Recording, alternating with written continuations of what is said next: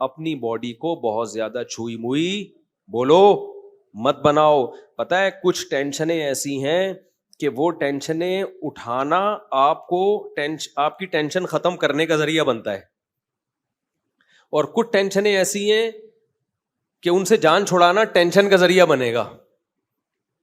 ایک چرسی, وہ چرس نہیں پیتا, خوشی ہوتی ہے یا ٹینشن ہوگی اس کو جب چرس نہیں ملے گی؟ ٹینشن. لیکن اگر وہ یہ ٹینشن اٹھا لے گا تو ہمیشہ کی ٹینشن جان چھوٹے گی کہ نہیں چھوٹے گی؟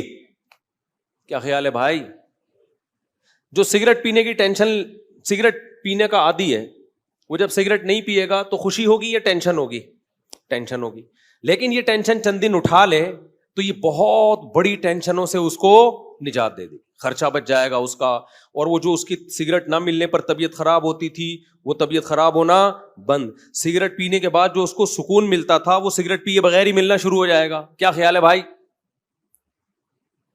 تو جو سکون کے پیچھے بھاگتے ہیں نا, ان کو سکون کے علاوہ سب کچھ ملتا ہے. میں نے اور آپ نے یہ دیکھنا ہے کہ اللہ رسول کا حکم کیا ہے, بس اس کو فوکس کرو گے تو سکون آپ کے پیچھے بھاگے گا.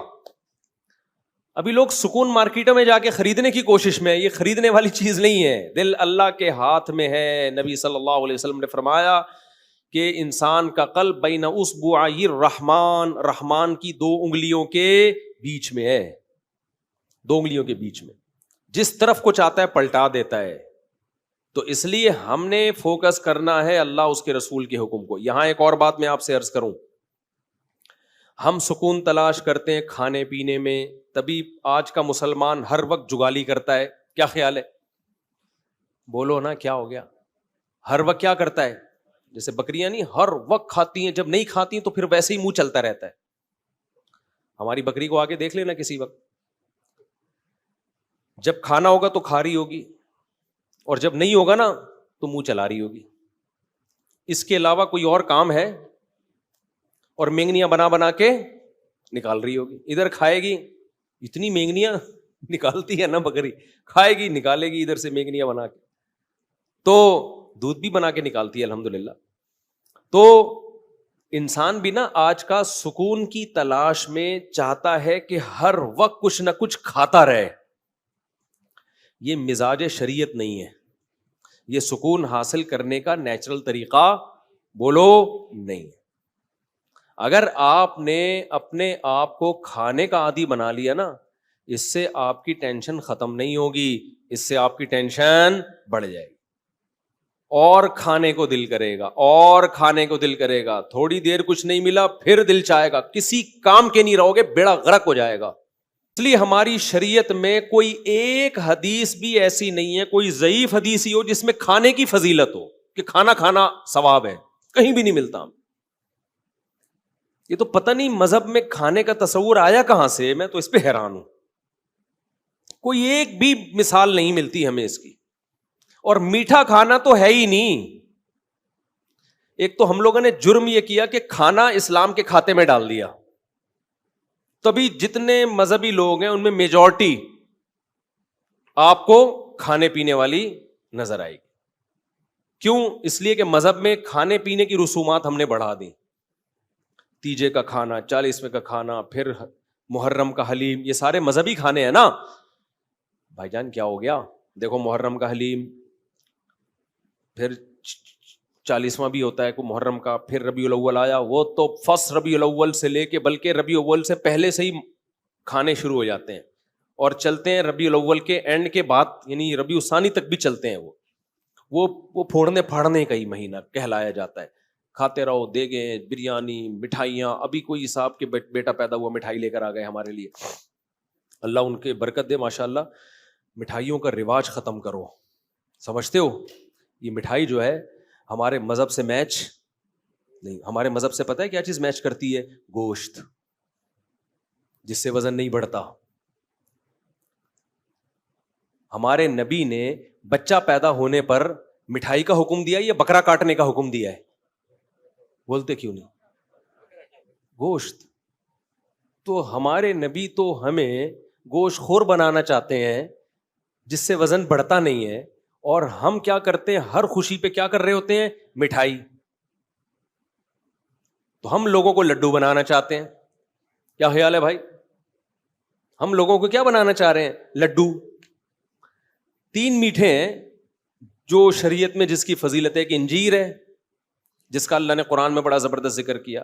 انجیر میں جس ٹائپ کا گلوکوز ہوتا ہے وہ ایک الگ ٹائپ کا ہے جو ڈاکٹر کی اس کو الگ نام دیتے ہیں اس کو. دوسرا ہے شہد, اس میں بھی ڈفرینٹ ٹائپ کا گلوکوز ہوتا ہے. اور تیسری چیز ہے کھجور, اس میں دونوں طرح کا گلوکوز ہوتا ہے. تو اس کے علاوہ تو ہمیں نہیں ملتا کوئی.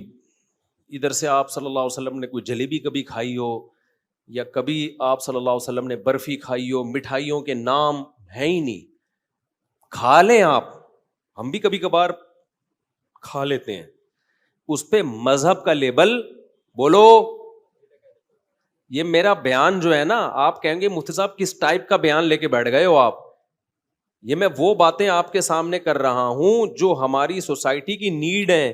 دیکھو اسلام کی خوراکوں پہ اگر غور کرو گے نا تو پتا چلے گا کہ اسلام آپ کو ایکٹیو بنانا چاہتا ہے, اسلام آپ کو سست نہیں بنانا چاہتا. ہمارے جو دیندار حضرات ہیں یا مسلم قوم ہے ان کی خوراکیں ایسی ہیں کہ یہ کمبخت چست ہو ہی نہیں سکتے. تو جو چست نہیں ہو سکتا وہ مذہب پہ کیسے عمل کر سکتا ہے؟ نہیں آ رہی میرا خیال ہے بات. مذہب میں نا سستی منع ہے. نبی صلی اللہ علیہ وسلم نے فرمایا اللہم انی اعوذ بک من الجبن ومن الکسل, اے اللہ بزدلی سے بھی تیری پناہ مانگتا ہوں اور سستی سے بھی تیری پناہ مانگتا ہوں. اسلام ایک پورا پیکج ہے. اگر سستی سے نبی نے پناہ مانگی ہے, سستی کو کی حوصلہ شکنی کی ہے, تو یہ ہو سکتا تھا اسلام آپ کو خوراکیں وہ کھلائے جو آپ کو کولیسٹرول کا ڈبہ بنا دیں, سست بنا دیں, اور پھر چستی کی ترغیبیں دے. اس کا مطلب دیکھو ایک ڈاکٹر ورک شاپ کروا رہا ہو اور آپ کو ایکٹیو رہنے کے طریقے بتا رہا ہو, اور پھر ہر ایک کے سامنے رسگلے کے ڈبے لا کے رکھ دیے ہوں, تو آپ کہیں گے ڈاکٹر صاحب آپ کی باتوں میں اور آپ کے ایٹیٹیوڈ میں تضاد ہے, یہ دونوں آپس میں ملتی نہیں. اور آسان مثال, ایک ڈاکٹر آپ کو کینسر کے خلاف موٹیویٹ کر رہا ہو, سمجھا رہا ہو کینسر بہت خطرناک ہے, کینسر سے دور بھاگو, کینسر سگریٹ سے ہوتا ہے, کینسر موٹاپے سے ہوتا ہے, کینسر فلانی چیز سے ہوتا ہے, کینسر ڈمکانی چیز سے ہوتا ہے. اس کے بعد پھر سٹا لگا رہا ہے بیٹھ کے, اور آپ گئے ایک ڈبہ آپ کو بھی پکڑا ہے گولڈ لیف, یہ لیجیے کیٹو کنگ سائز فلٹر, ہمارے دور میں یہی ایڈ آتے تھے, اب پتہ نہیں کیا آ رہے ہیں, یہ کھائی. آپ بولو گے ڈاکٹر صاحب وہ کیا تقریر تھی وہ جو آپ گھنٹوں سے کر رہے تھے؟ تو ڈاکٹر کیا, اصل میں مجھے لیکچر کے پیسے ملتے ہیں تو لیکچر تو میں نے دینا ہے. بھائی اس لیکچر کے تو مجھے پیسے ملتے ہیں تو وہ تو میں نے دینا تھا, تو اس لیے باقی اب یہ ہمارا آپس کا معاملہ ہے, ہم سگریٹ پیتے ہیں کہ نہیں پیتے. تو آپ بولو گے ٹھیک ہے, پھر آپ ایک ایز اے لیکچرار بہت ایک اچھے ہیں, آپ ایز اے موٹیویشنل اسپیکر آپ کی 2 ٹکے کی حیثیت نہیں ہے, آپ تو لوگوں کو ڈی موٹیویٹ کر رہے ہیں. تو آپ مجھے ایک بات بتاؤ, ہمارے نبی صلی اللہ علیہ وسلم اگر خوراکیں ہمیں وہ بتاتے جو ہمیں سست بنائیں اور ترغیب ہمیں چست رہنے کی دیتے, تو کیا آپ اللہ کے پیغمبر ہوتے؟ بولتے کیوں نہیں, پھر ہوتے اللہ کے پیغمبر؟ پھر نہیں ہوتے. آپ کو پتا ہے یہ جو کھانا پینا ہے نا, یہ ہمارے مذہب کا بہت اہم ٹاپک ہے, یہ ہلکا نہیں ہے. نماز روزہ تو ہے ہی, اسلام کے 5 ارکان وہ تو ہیں ہی, لیکن نماز روزے پر آنے کے لیے اور اپنی زندگی میں شریعت کو لانے کے لیے اور بھی کچھ پیکج دیے پیغمبر صلی اللہ علیہ وسلم نے. جب تک ان پیکیجز کو ہم اختیار نہیں کریں گے اسلام پہ چلنا